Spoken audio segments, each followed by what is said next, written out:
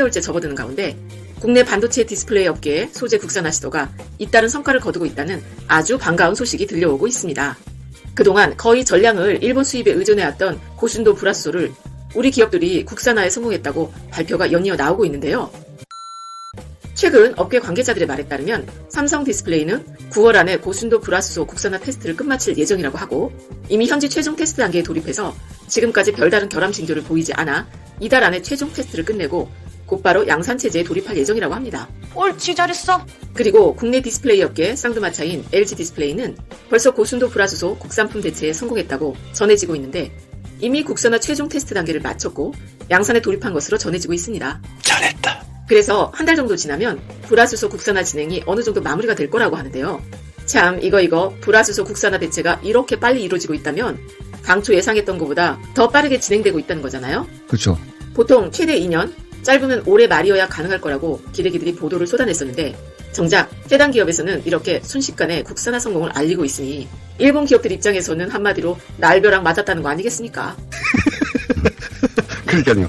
이건 일본 아베 신조가 우리 한국인들의 특성, 바로 다이나믹한 특성, 그리고 끝까지 파고들며 매달리는 집요한 끈기를 모르고 있었으니 앞으로 아베 신조는 일본 반도체 소재 기업들에게 뒤통수 맞을 일만 남았다는 것이지요.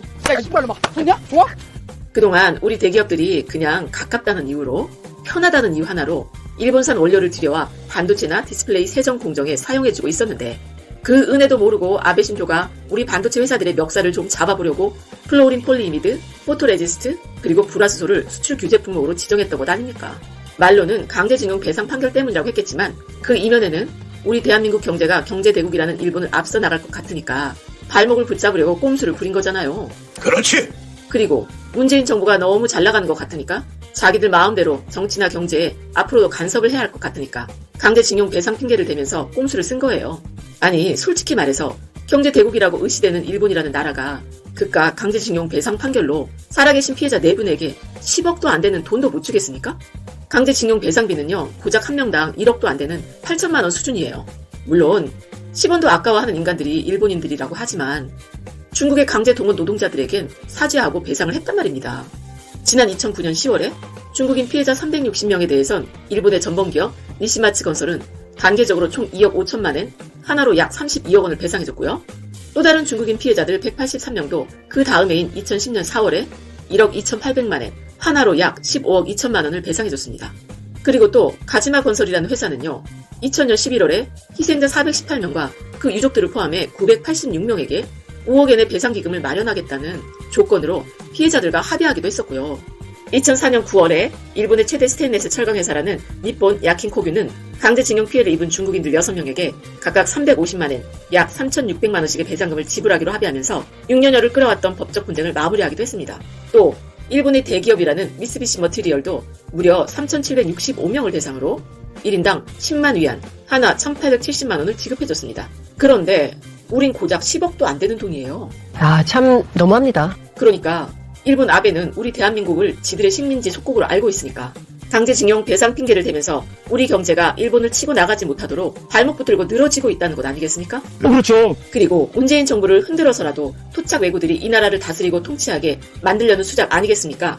그러니까 문재인 대통령을 탄핵해야 한다라는 말까지 일본 내부에서 나오고 있는 거 아닙니까? 인간이야, 이 사람들이야. 어쨌든 아베 신조 입장에서는 지금 똥줄이 바짝바짝 타고 있다는 건데 그러니까 지난주에 불화수소 딱 한 건 수출해주고 그리고 지난 2달 동안 관광액은 2번 팔아먹는 수법으로 우리 국민들을 좀 안심시키려고 꼼수 부렸다고 생각할 수 있지 않겠어요? 아니, 아는 사람이 그 쪼잔하게 구지 마요, 진짜. 정말 이러면 안 됩니다. 하지만 이제 불화수소 국산화를 이번 달 안에 다 끝낸다는 반응이 나오고 있으니 일본 반도체 소재 기업들은 지금 눈앞이 캄캄해졌을 것입니다.